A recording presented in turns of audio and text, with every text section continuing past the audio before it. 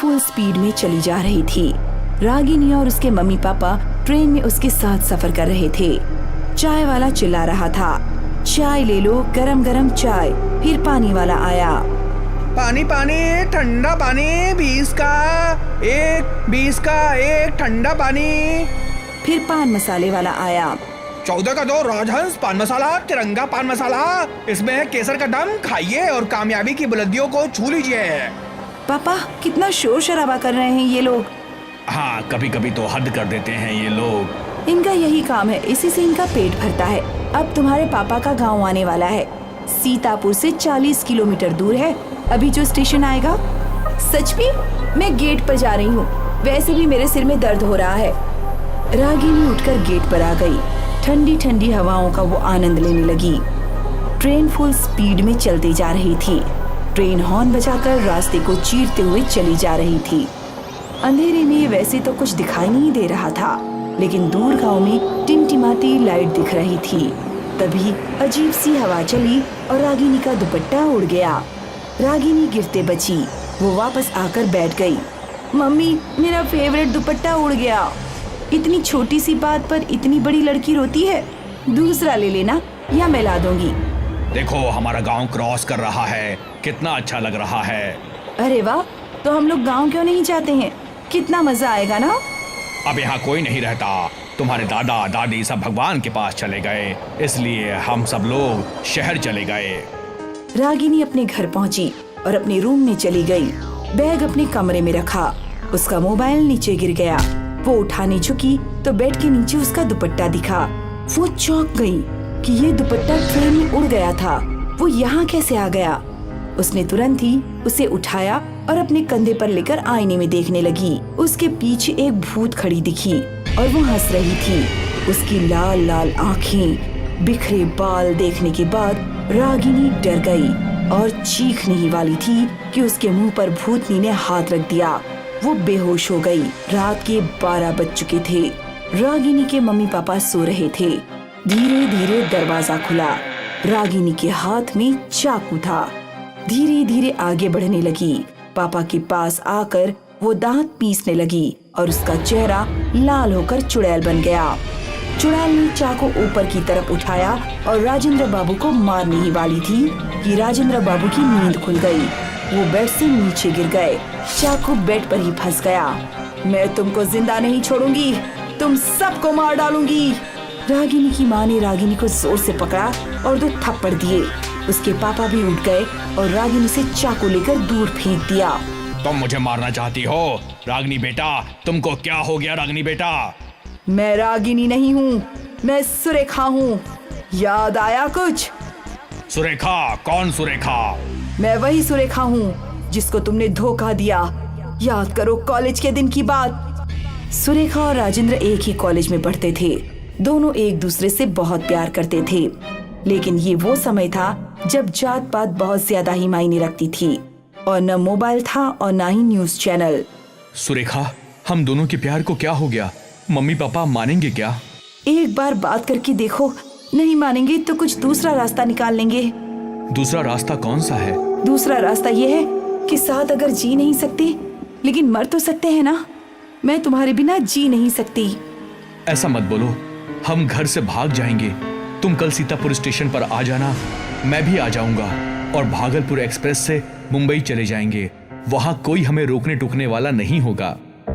ठीक है, तुम सही समय पर आ जाना। सुरेखा सुबह सुबह आ गई और राजेंद्र का इंतजार करने लगी। सुबह से शाम हो गई, लेकिन राजेंद्र नहीं आया। सुरेखा ने भागलपुर एक्सप्रेस के आगे कूदकर जान दे दी, लेकिन तुम नहीं आए और मैं उस स्टेशन पर आज तक तुम्हारा इंतजार कर रही थी। मुझे लगा तुम कभी नहीं आओगे, लेकिन आज आ ही गए। तुमको पता है मैं क्यों नहीं आया? क्योंकि तुम धोखेबाज हो। इस चुड़ैल से तुम शादी करना चाहते थे। नहीं, मैं धोखेबाज नहीं हूँ। मेरा एक्सीडेंट हो गया और मेरा पैर टूट गया। ये देख लो मेरा पैर। लेकिन बाद में मैंने तुम्हें बहुत ढूंढा, लेकिन तुम नहीं मिली। तुम्हारे घर वाले बोले कि वो गायब हो गई है। मैंने उसके बाद गांव छोड़ दिया। चुड़ैल थोड़ा नर्म पड़ने लगी। दर्दनाक प्यार की कहानी सुनकर रागिनी की माँ रोने लगी और बोली, बहन तुमने इनसे सच्चा प्यार किया है और जिसे हम प्यार करते हैं उसे दुख नहीं पहुंचाते। इसलिए मेरी बेटी और मेरे पति को छोड़ दो। बहुत बहुत मेहरबानी होगी। एक काम करो, मुझे मुक्ति दे दो। कैसे कैसे मुक्त करूं? मेरे ऊपर पवित्र गंगाजल छिड़क दीजिए और ये दुपट्टा जला दीजिए, मैं मुक्त हो जाऊंगी। राजेंद्र बाबू पूजा घर से गंगाजल लाकर रागिनी के ऊपर छिड़क देते हैं और उस दुपट्टे को जला देते हैं। रागिनी बेहोश हो गई। कभी कभी हमारे जीवन में ऐसी घटना घट जाती है, लेकिन तब हमें अपने सब्र से काम लेना चाहिए। जतीन डीके कंपनी का ट्रक चलाता है। वो 45 साल के लगभग का मोटा व्यक्ति है। वो माल लेकर लंबी दूरी तक जाता है। आज माल लेकर गाजियाबाद जाना है। ट्रक में जानवर चढ़ाए जा रहे हैं। इनकी दुर्गंध से तो सांस लेना मुश्किल है और फिर इतनी दूर जाना है। भाई जी, आज तो मुझे आपके साथ गाड़ी पर जाना है। जतीन और छोटू गाड़ी लेकर 12:01 तक गाजियाबाद के लिए निकलते हैं और लगभग 2 घंटे बाद चाय पीने के लिए रुकते हैं। छोटू, एक बार गाड़ी में हवा पानी चेक कर ले और जानवर भी देख ले, कोई मर तो नहीं गया। यदि कोई मर गया होगा तो उसे ही बेच देंगे। ठीक है, गाड़ी देख लेता हूँ। छोटू गाड़ी को चारों तरफ से चेक करता है। जैसे ही ट्रक के अंदर देखता है तो एक व्यक्ति सोता हुआ नजर आता है। उसे देखकर बोला, कौन हो तुम? बिना पूछे गाड़ी में कैसे बैठ गए? पर कोई जवाब नहीं मिलता है। क्या हुआ छोटू, किससे बातें कर रहे हो? वो भी पीछे जाकर देखते ही पूछने लगा, कौन हो तुम, कहाँ जाना है? लाश सिर से पैर तक कपड़े से ढकी थी। वो बार बार पूछते रहे। तभी भारी तथा कर्कश आवाज उभरी, मैं बीमार हूँ, मुझे जहाँ उतरना होगा मैं बता दूंगा। चलो सोने दो, बीमार है बेचारा। वो ट्रक स्टार्ट कर चल देता है। रात को करीब 10:11 बजे ढाबे पर खाना खाने के लिए गाड़ी रोकता है। मुझे तो बहुत भूख लगी है, उस आदमी से भी पूछ लेता हूँ, कुछ खाएगा क्या? बेचारा बीमार है। छोटू लाश से पूछता है, कुछ खाओगे क्या भाई? उसे कोई जवाब नहीं मिलता। दोनों खाना खाकर आराम करते हैं और रात 2 बजे के आसपास ट्रक लेकर निकलते हैं। तभी पीछे की आवाजें सुनकर छोटू बोला, भैया जी, पीछे ट्रक में कुछ चबाने की आवाजें आ रही हैं। जानवर भी दबी आवाज में चिल्ला रहे हैं। कुछ नहीं, जानवर आपस में लड़ रहे हैं, इसीलिए आवाज आ रही है। हड्डी टूटने व जोर जोर से खींचकर मांस खाने की चबर चबर आवाज आती है और जानवर दर्द के मारे चिल्ला रहे हैं। छोटू केबिन की खिड़की से देखता है।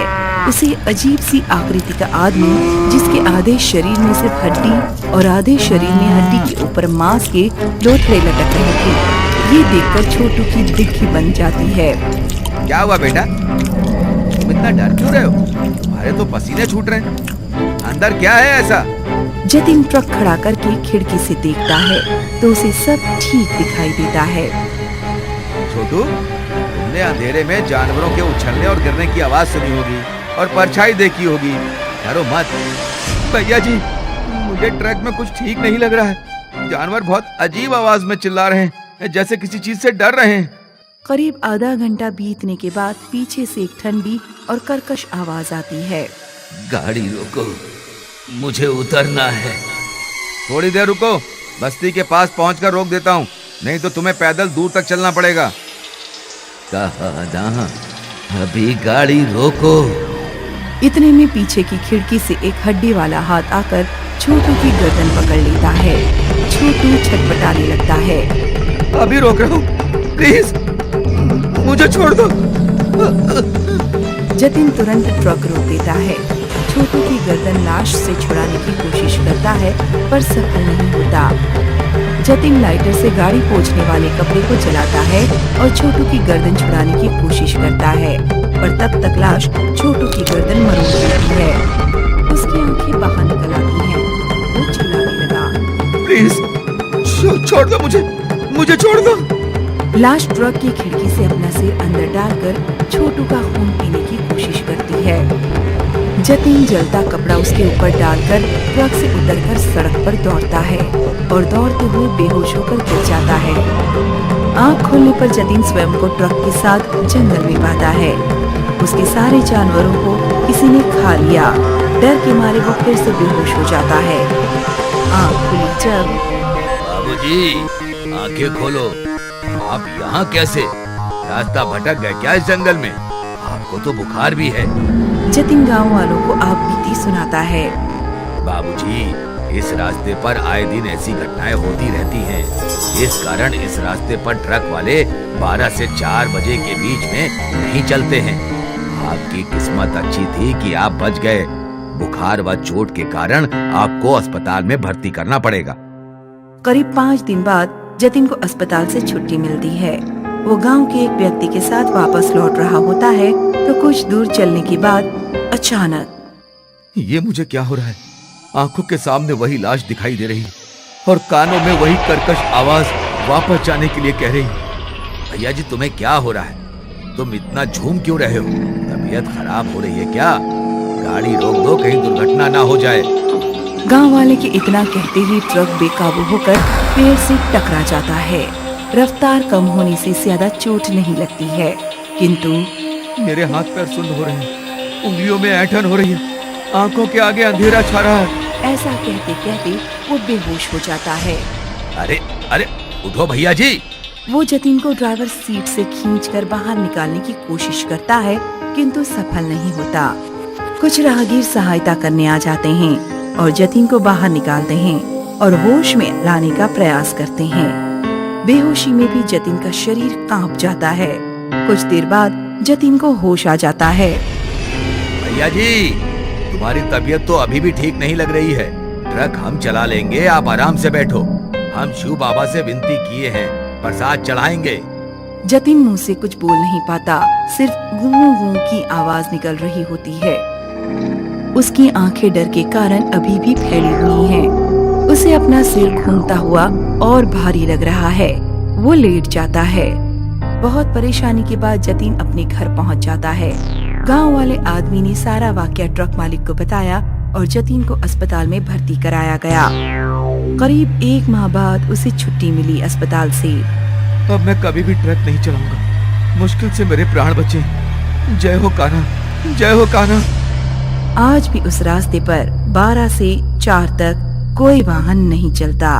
एक बोर्ड सूचना के साथ लगा दिया गया है।